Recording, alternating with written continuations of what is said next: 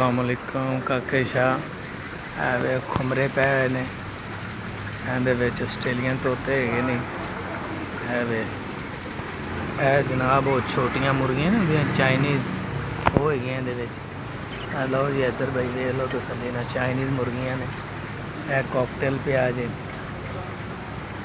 एक love bird पिया जे एक पीस पिया है और है पईयां जे जावा जावा डव है ने अपना है पईयां जे चिड़ियाँ दूसरियाँ।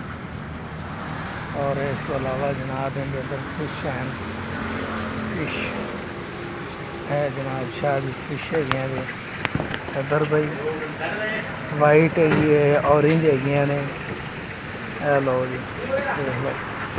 उसके अलावा